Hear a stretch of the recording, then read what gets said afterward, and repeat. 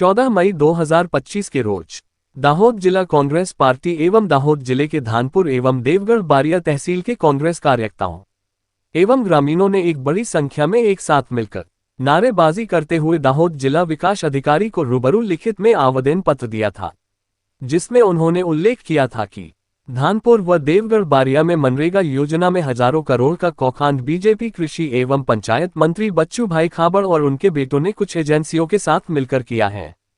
आखिरकार कांग्रेस पार्टी ने दाहोद विकास अधिकारी से क्या चर्चा की थी एवं कांग्रेसियों का क्या कहना था। हालांकि यह खबर अब शायद पुरानी लगे, लेकिन एक बार हमें जरूर देखना चाहिए, क्योंकि कांग्रेस पार्टी दाहोद जिले में अब कहीं ना कहीं एक्टिव एवं विपक्ष की सही भूमिका में नजर आने लगी है।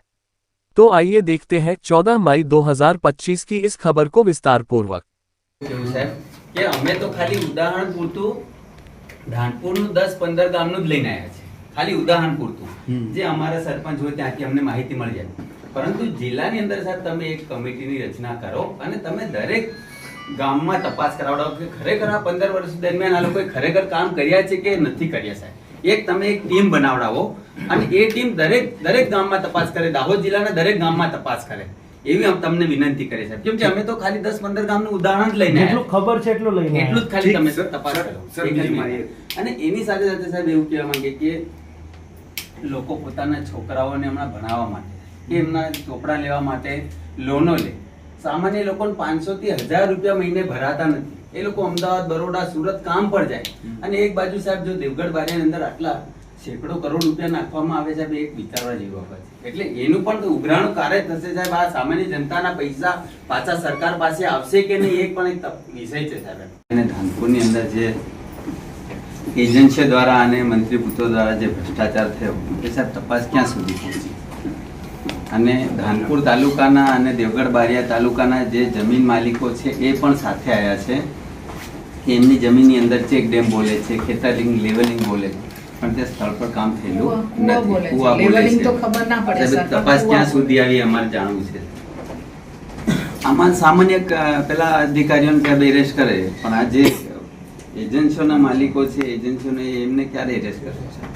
સામાન્ય વ્યક્તિને તમે પેલા કારકુનને કરી લો, આ તે થોડી ચાલે સાહેબ। ખોટા પ્લેટફોર્મ પર આવે છે પછી કેમ કે ઇન્વેસ્ટિગેશન એ તો મેટર અંડર ઇન્વેસ્ટિગેશન હોય તો આઈઓએ માં દરેક सर हम भी कुछ डॉक्यूमेंट लेके आए गांव वो आप दे दीजिए, हम चेक करवा लेंगे। ऑनलाइन वाला तो वो छूट ना जाए, वो हम चेक करवा देंगे। सर ऐसा है कि 35 एजेंसी को आपने आइडेंटिफाई किया, लेकिन उनके जो भी प्रोप्राइटर है उनके नाम आप जाहिर अभी तक नहीं हुए हैं। जाहिर तो ये मंत्री पुत्रों पे कब कार्यवाही होगी सर?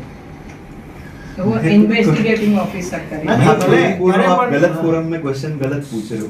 नहीं आप उन लोग अदालत में भी चले गए सर, उन लोग अदालत में भी चले गए। उन लोग तो उनको इनके तक माहिती गई होगी तब सर अदालत में गए ना वो लोग, और अदालत में उन्होंने आज विड्रॉल भी कर लिया उनका। गिल्टी होगी तब जाएंगे ना सर, तब जाएंगे, नहीं तो हम आपकी तरह आपके सामने आके बैठ गए ऐसे सर आप लोग आपने આજે અમે જિલ્લા કોંગ્રેસ સમિતિ અને બારિયા અને ધાનપુર સ્પેસિફિક સંજેલી એ અને દાહોદ એના કાર્યકર્તાઓ બધા ડીડીઓ સાહેબને મળ્યા અને મનરેગામાં અને બીજી રીતે જે કામોમાં ભ્રષ્ટાચાર થયો છે, જે સર્વે નંબરમાં કૂવા નથી, રોડ નથી, ચેક ડેમ નથી, એ બધા કામો ઓન પેપર બોલે છે પણ ત્યાં સ્થળ પર કોઈ કામ થયેલું નથી। એની અમે આજે રજૂઆત કરી અને અમે ડોક્યુમેન્ટ આપ્યા કે આટલા આટલા સર્વે નંબરમાં આ કામ બોલે છે પણ ત્યાં ખરેખર કામ થયેલ નથી। આ રજૂઆત કરવા અમે આવ્યા હતા। ડીડીઓ સાહેબને રજૂઆત કરી તો એમને એવું કીધું કે એજન્સીઓને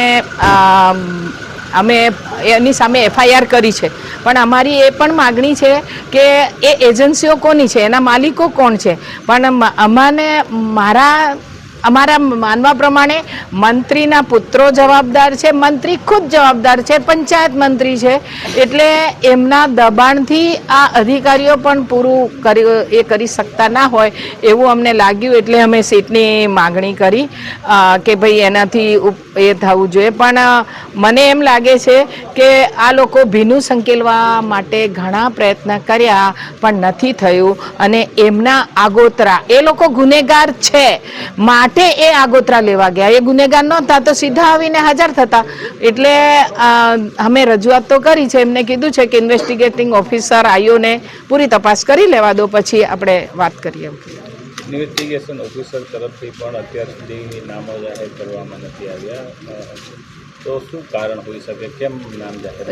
એ સરકારમાં મંત્રી છે એ અને મંત્રી પુત્રો સંડોવાયેલા છે, એમના મળતિયાઓ ભાજપ વાળાઓ સંડોવાયેલા છે, RSS વાળા સંડોવાયેલા છે, માટે સરકાર જ આખું પ્રોટેક્ટ કરતી હોય એવું અમને લાગે છે, એટલે એમના નામ જાહેર કરતા નથી.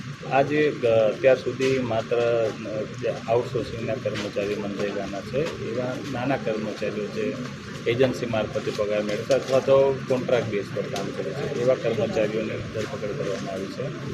અન્ય કોઈ જે સરકારી કર્મચારી છે જેમની જવાબદારી છે આ બધું નિગરાની કરવાની, એમાંથી કોઈ પણ હજુ વ્યક્તિની તપાસમાં એમની કોઈ સંડોવણી બહાર નથી આવી, તો કોઈની ધરપકડ પણ નથી થઈ, તો કેમ આવું અત્યાર સુધી આ જે તપાસ ચાલી રહી છે એ બાબતે શું કહેશો?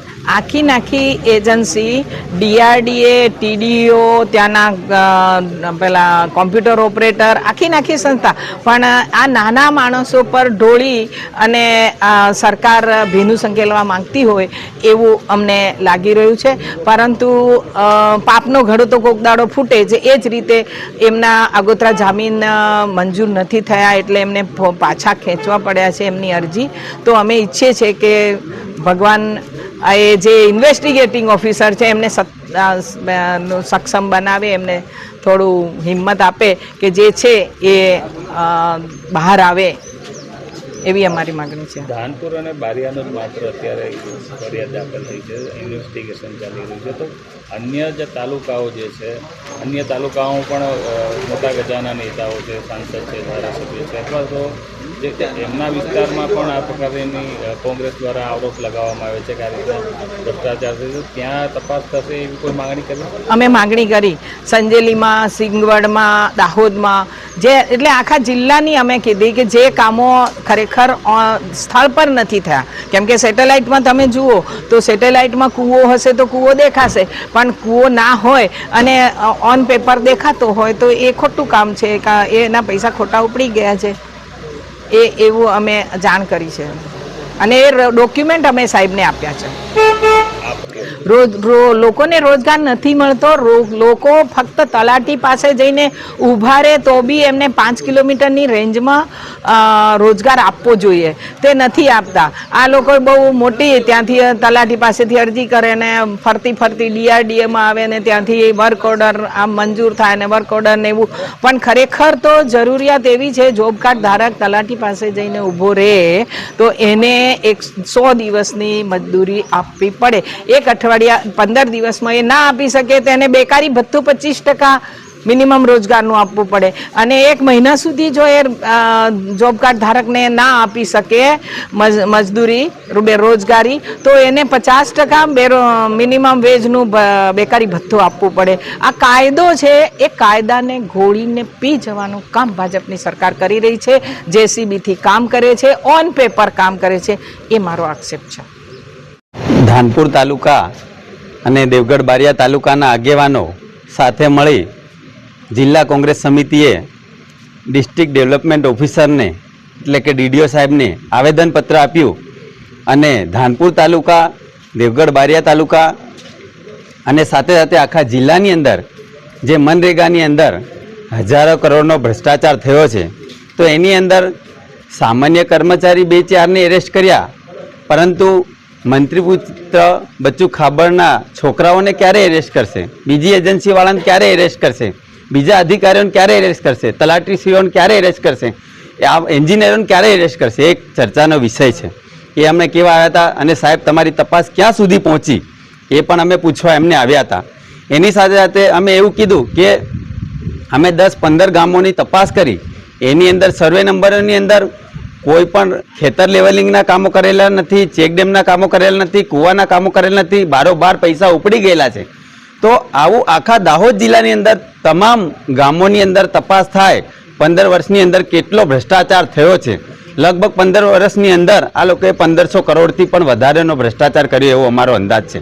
એટલે સાહેબને કીધું કે સાહેબ તમે DDO શ્રી છો અને અહીંયા ડીવાયએસપી પણ તપાસ કરે છે તો તમે કરી શકશો કે કેમ? અને તમે નહીં કરી શકો તો સીટની રચના થવી જોઈએ, અને સીટની રચના થાય ને તપાસ થાય અને આ મોટા માથાઓને વહેલામાં વહેલી તકે એરેસ્ટ કરે એવી અમે આજે રજૂઆત કરી છે. એની અંદર ધાનપુર તાલુકાના અને દેવગઢ બારિયા તાલુકાના અને આખા જિલ્લાના આગેવાનો અમે સૌ સાથે મળી અહીંયા રજૂઆત કરી છે ડીડીઓ સાહેબને.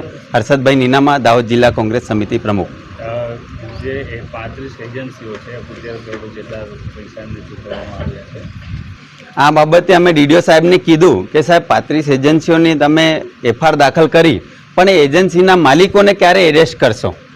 એજન્સીના માલિકો એ મંત્રી પુત્ર છે કે અન્ય, એ લોકોએ આગોતરા મૂકી અને સમય આવતા ફરી એમને એવું લાગ્યું કે આગોતરા મંજૂર થવાની નથી, કોર્ટ રિજેક્ટ કરશે, તો આ લોકોએ પાછી વિડ્રોલ કરી લીધી અને એ લોકો સુધી તપાસ આવે એ પહેલા જ આ લોકોએ આગોતરા મૂકી દીધી. કેમ કે એજન્સીઓ આ લોકોની જ છે, મંત્રી પુત્રની છે, અન્ય મોટા માતાઓની જ છે. તો ડીડીઓ સાહેબને અમે કીધું તો ડીડીઓ સાહેબે કીધું કે અમે એફઆઈઆર કરી દીધી છે, તપાસનો વિષય આગળ ચાલુ છે એવું ડીડીઓ સાહેબે કીધું છે. ડીડીઓ તરફથી એની અંદર અમને એવું લાગે કે મંત્રી પુત્રના છોકરાઓની પણ એની અંદર એજન્સીઓ છે, કિરણ ખાબડ અને બળવંત ખાબડ છે, અન્ય મોટા માથાઓની પણ એજન્સીઓ છે. એટલે ક્યાં ક્યાં ડીડીઓ સાહેબ કે ડીવાયએસપી સાહેબ ક્યાં મંત્રી પુત્ર છે, પ્રોટોકોલ એમને નડતો હોય કે ક્યાં દબાઈ જતા હોય એવું અમને લાગે છે, ક્યાં ભીનું સંકેલવાનું કામ થતું હોય એવું અમને લાગે છે.